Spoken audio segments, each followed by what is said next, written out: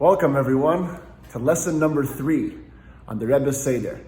Today we're going to talk about how the Rebbe would set up the Kaarah, the Seder plate, before beginning the Seder. Let's remind ourselves of a couple of details about the Rebbe's Kaarah. First, the Rebbe would not use a regular matzah case like most of you are used to seeing at home. The Rebbe instead used a big napkin or tablecloth folded into 4, into which he would put his matzahs. Today I actually got some real matzahs, so you can see them right in there. Secondly, the Rebbe would not put the Simonei HaSeder, the 6 things of the Kaarah, directly on top of his matzah case. Instead, he would first take napkins, the ones from the very special company we talked about yesterday, Vanity Fair, and he would fold them just on top of the matzah case.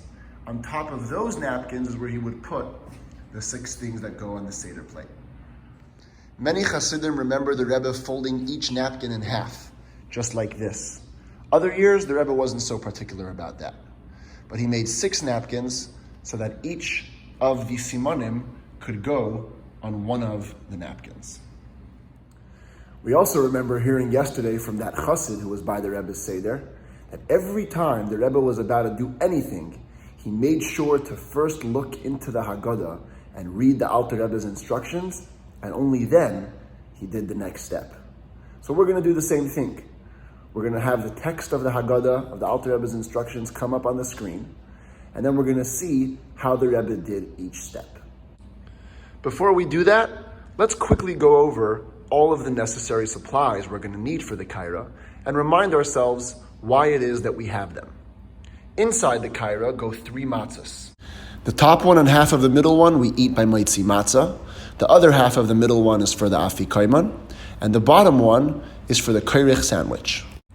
On the actual Kaarah, we have first the zroya. That's a chicken neck bone. That is there to remind us of the Korban Pesach that we don't have today because we don't have a Beis HaMikdash. Then we have a beitza, an egg, to remind us of the Korban Chagiga, the additional Korban which the Yidden would bring in the times of the Beis HaMikdash. Then we have the maror, the horseradish. Not sure why it doesn't look white over here. Maybe in the next video it will be clearer. The horseradish, which goes together with the lettuce as maror. That's to remind us of the bitter slavery in Mitzrayim. Then we have the charoises, which is a mixture of apples, pears, and walnuts. I want to show you for a second what a walnut is. That's a whole walnut, and then when you crack it, here's what it looks like.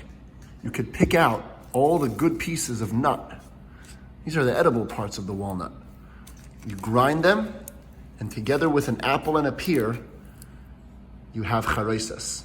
The charoises reminds us of the mortar and the bricks that the Yidden had to make when they were in Mitzrayim. Next, we have the karpas. For karpas, we use a vegetable. Some people use a potato or other vegetables. The Rebbe always used an onion, a full onion. We'll talk about that soon. And at the bottom of the Kaarah, we have the chazeres, which is just like the maror. It's lettuce and horseradish, and it also is there to remind us of the bitter slavery in Mitzrayim. Let's now read the text of the Alter Rebbe's instructions on how to prepare a Kaarah. The Alter Rebbe says, Yisader al shulchanei Kaarah begimel matzos munochin zeh al zeh. You should prepare on your table a Kaarah, a platter, with 3 matzahs placed one on top of the other. HaYisrael, first the bottom matzah, that's called the Yisrael. The olav halevi, on top of it goes the Levi matzah, that's the middle one. Half goes for Afikoman and half is eaten by Moitzi Matzah. The olav hakoyin, and on top of that matzah goes the top matzah, the koyin matzah, that's the one we eat also by Moitzi Matzah. Now, in many homes, many people put their matzahs into the matzah case while saying these words. When they say the Yisrael, they put in the bottom matzah. When they say the olav halevi, they put in the middle matzah. When they say the olav hakoyin, they put in the top matzah. However, the Rebbe picked his matzahs way before the Seder, on Erev Pesach. And when he came in to his place in the Frierdiker Rebbe's apartment, the Kaarah was already set up there with the matzahs inside. And so instead of putting in the matzahs, the Rebbe would just touch them lightly. When he would say HaYisrael, he would touch the bottom matzah. The olav halevi, touch the middle one. The olav hakoyin, touch the top one. The Alter Rebbe continues, the olav liyamin hazroya. On top of the matzahs, to the right, we put the zroya. The zroya is the neck bone of a chicken, and there's a lot of meat on this zroya. The Frierdiker Rebbe had a special minhag which the Rebbe followed to remove almost all of the meat from the zroya, so it wouldn't resemble at all the Korban Pesach. I'm going to show you a little bit how this taking off of the meat is done.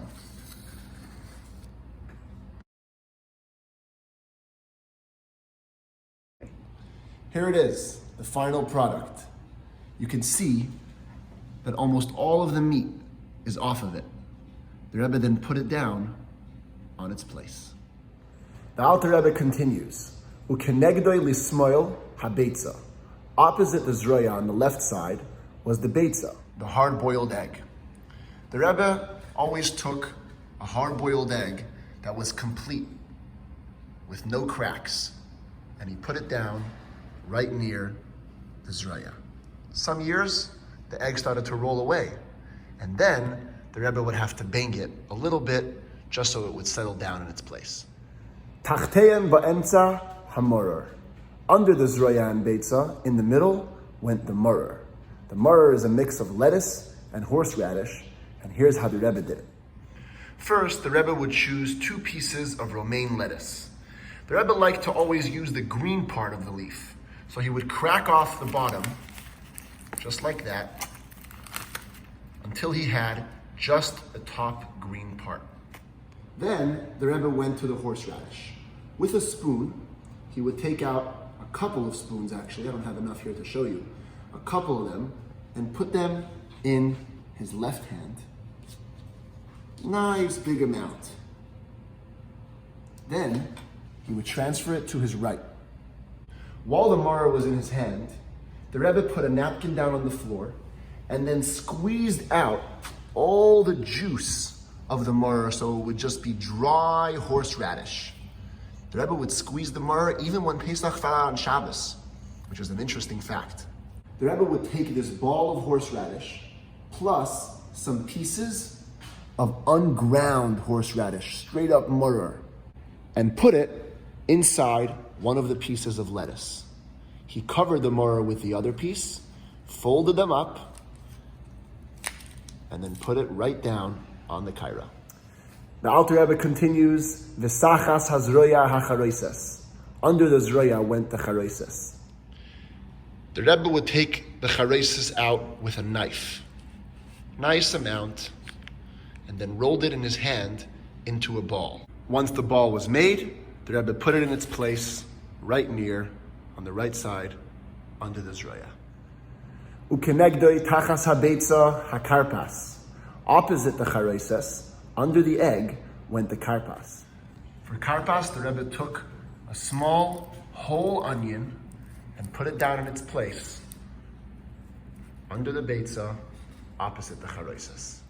And the final item, says the Alter Rebbe, the sachas hamorer under the morer, hachazeres she'osin koirich, was the chazeres which was used for the koirich sandwich.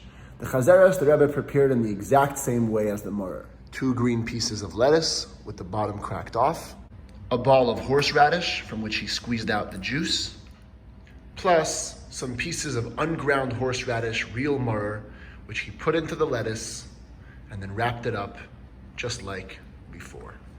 And there it is, a Kaarah ready to go. We got the zroya, the beitza, the morer, charoises, karpas, and chazeres. Although today in this video I was sitting when I prepared the Kaarah, the Rebbe in fact prepared the entire Kaarah while standing. See you tomorrow as we start the actual Seder.